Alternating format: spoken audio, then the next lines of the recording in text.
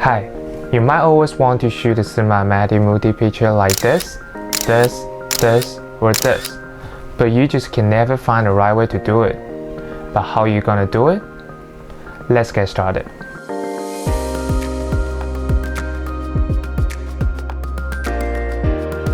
Now, let's take this picture as an example and analyze the concept behind it.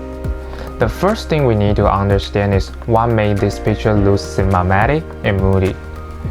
Well, except a good camera composition, I would say it's because it has a good lighting contrast and the color contrast. These two concepts for me are the two most important things to make a cinematic photo. So let's talk about the basic concept behind these two terms and why they are so important to make our image look cinematic and moody. The first one we are going to talk about is the lighting contrast. In photography and film industry, normally when people start shooting a project, there are two types of lighting contrast style that people will choose first before they go out to shoot. One is high-key lighting, the other one is low-key lighting. High-key lighting used to decrease the contrast in the scene. It gives more white but less black in the image. High-key lighting can represent the positive and happy emotion to the viewer, so that's why it's mostly used in the wedding and fashion industry. The opposite side, low-key lighting used to increase the contrast in the scene. It gives more black and shadow for the image, and that the image looks more moody and more dramatic.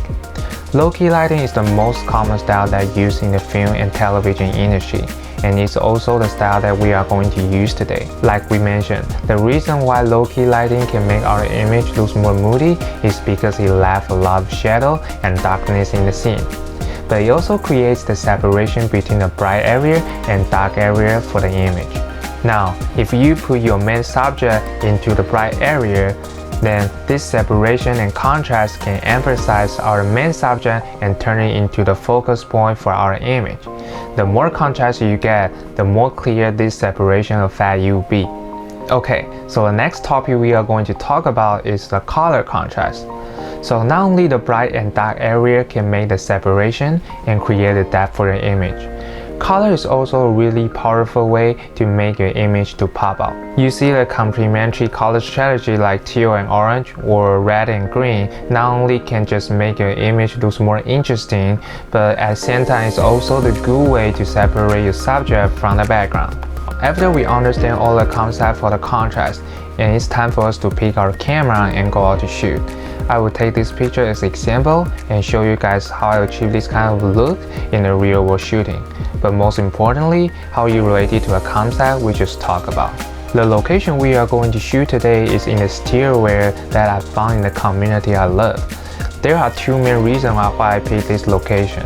The first one is because it's an interior place which there's no lighting coming from outside, and it's more easy for us to control our light. And the second reason is because it already has the original light source on the back, which I want to use it as a backlight and create some depth for my image. Remember, using the lighting contrast concept to create the backlight is extremely important. Not only it can create the depth for your image, but it also can separate your subject from the background. And there are a few ways to do it. For instance, you can go to find a place already have a light source over there and utilize it. Or maybe you can go buy the lamp or Christmas lights and put it on the back. Or if you already have your own LED lights, then you can ship your light and lay it on the back for your image. But no matter what kind of way you choose, as long as you can get the result you wanted, then that's a good way. And move on to the gear I use for today. My camera is Sony a7S Mark III with 28 meters lens. I attach quarter black promise filter to diffuse the highlights for me, and the tripod, and the last is a lighter for my prop. So in here, I know if I let the model sitting in the middle of the stair and leave the lighter to brighten it up, then I can separate the space to two parts. First part is the spot that the model is sitting right now, and the second part is the light on the back, which we create the lighting contrast we just mentioned. And once we create the depth for our image, the next thing that we are going to do is to create a color contrast to make our image look more interesting, which I think we already done. You see, once I adjust my white balance to 3200K, then the whole image looks blue and cyan.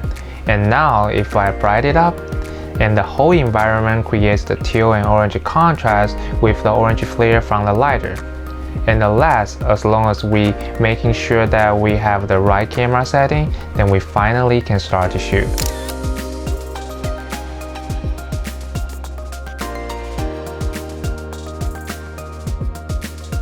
I didn't do too much in the post for the photo. If you look at the picture, basically I'd already done most of the color work while I was shooting. So we don't need to do too much changing over here.